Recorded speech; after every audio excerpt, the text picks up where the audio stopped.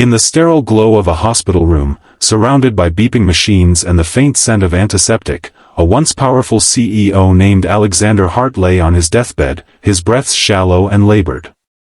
But wait, hold on, because this isn't the beginning. No, let's jump straight to the miracle moment that's got everyone talking.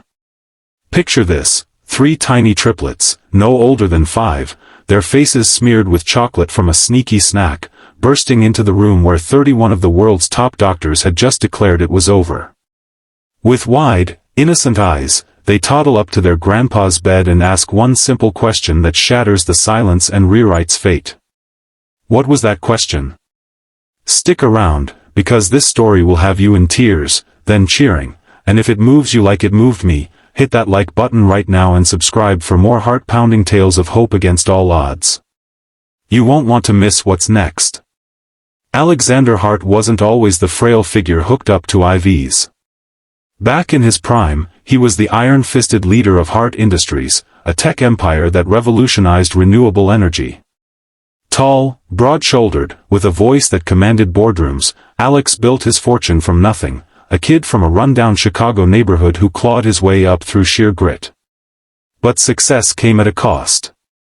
He divorced his wife early on, buried himself in work, and barely noticed his only daughter, Emily, growing up. Emily, now a single mom in her 30s, had her hands full with her triplets, Mia, Noah, and Lily. They were a whirlwind of energy, with Mia's bossy leadership, Noah's quiet curiosity, and Lily's endless giggles. Alex saw them maybe twice a year, usually at awkward holiday dinners where he'd hand out expensive toys and vanish back to his jet-setting life. It all changed when the diagnosis hit like a thunderbolt. Stage 4 pancreatic cancer. Aggressive, unrelenting. Alex, at 62, felt invincible until he wasn't. He poured millions into treatments, experimental therapies, top specialists flown in from across the globe. 31 doctors in total, each a luminary in their field, oncologists from Mayo Clinic, surgeons from Johns Hopkins, holistic experts from Europe. They tried everything, chemo that left him bald and weak, radiation that burned his insides, gene therapies that promised miracles but delivered only side effects. One by one, they shook their heads. "I'm sorry, Mr. Hart," they'd say, "but it's time to focus on comfort." The cancer had metastasized to his liver, his lungs. Hospice was the next step. Alex, the man who never quit, was quitting life. Emily got the call on a rainy Tuesday. She rushed to the hospital with the triplets in tow, her minivan cluttered with sippy cups and stuffed animals. The kids didn't understand. "Is Grandpa sleepy?" Mia asked, tugging at Emily's sleeve. Noah clutched his toy robot, whispering questions about the big machines. Lily just wanted to draw pictures on the waiting room walls. Emily, exhausted from juggling a part-time job and motherhood, fought back tears. She'd resented her father for years, his absence at her graduations, his cold dismissals of her dreams. But now, seeing him withered and alone, a pang of regret hit her.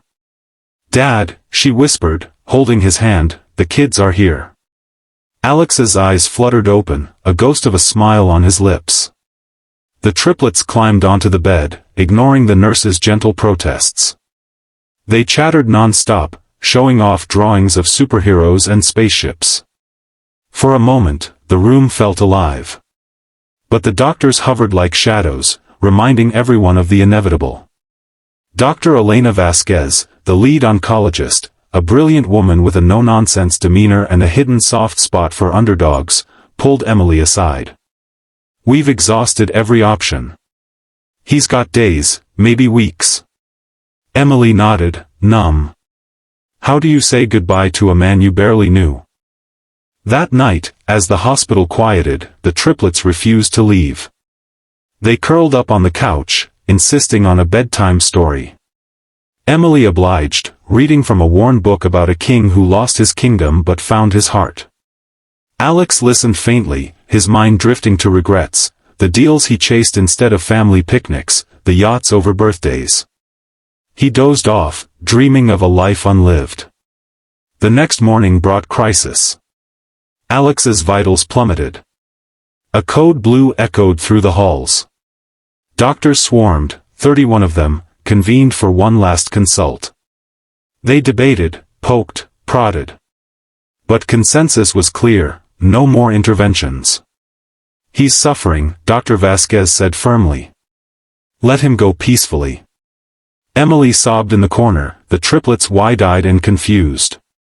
As the team filed out, defeated, the kids approached the bed. Mia, the bold one, climbed up first. "Grandpa," she said, poking his arm. Noah and Lily followed, their small hands on his. And then it happened, the question that changed everything. Noah, the thoughtful triplet, tilted his head and asked, "Grandpa, why don't you just tell the bad stuff inside you to go away? Like when we tell our monsters under the bed to leave?" It was innocent, childlike logic. But something in those words pierced Alex like a lightning bolt. The room froze. Dr. Vasquez, overhearing from the doorway, paused. Alex's eyes snapped open, clearer than they'd been in months. "Monsters, under the bed," he murmured. In that moment, a spark ignited. Alex, the analytical CEO, latched onto the metaphor. His monsters weren't just the cancer cells, they were the regrets, the isolation, the unhealed wounds. He turned to Emily.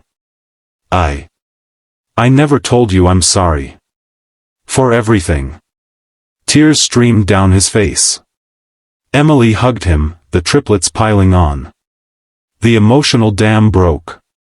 Alex poured out his soul, stories of his own abusive childhood that drove him to succeed at any cost, the fear of vulnerability that kept him distant. The family talked for hours, laughing through tears, sharing memories they'd never voiced.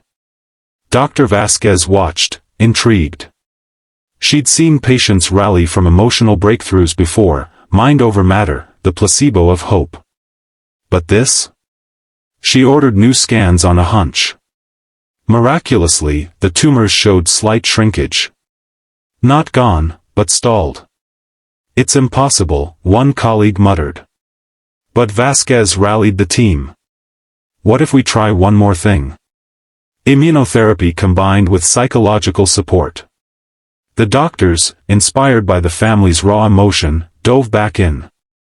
They integrated therapy sessions where Alex confronted his monsters, surrounded by Emily and the kids.